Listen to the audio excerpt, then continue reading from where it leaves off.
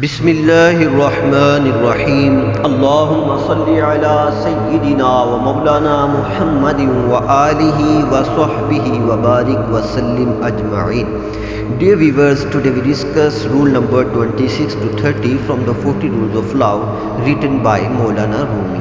He rahmatullahi ta'ala said in his rule number 26 that the universe is one being, everything and everyone is interconnected through an invisible web of stories.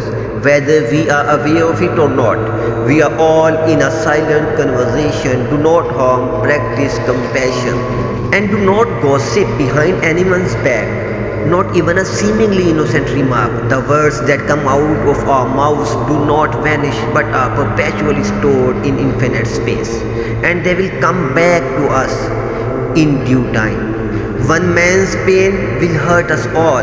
One man's joy will make everyone smile. Whatever you speak, good or evil, will somehow come back to you. Therefore, if there is someone who harbors ill thoughts about you, saying similarly bad things about him will only make matters worse. You will be locked in a vicious circle of malevolent energy. Instead, for 40 days and nights, say and think nice things about that person. Everything will be different at the end of 40 days because you will be different inside. The past is an interpretation, the future is an illusion. The world does not move through time as if it were a straight line proceeding from the past to the future. Instead, time moves through and within us in endless spurts.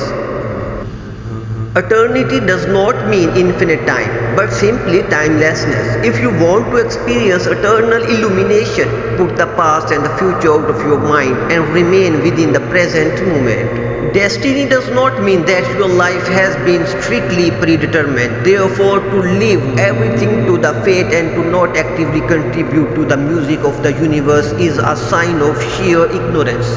The music of the universe is all prevailing, and it is composed on 40 different levels. Your destiny is the level where you play your tune. You might not change your instrument, but how well to play is entirely in your hands.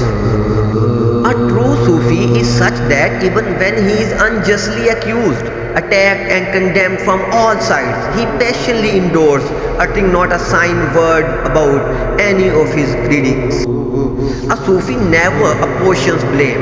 How can there be of opponents or rivals or even others when there is no self? In the first place, how can there be anyone to blame when there is only one?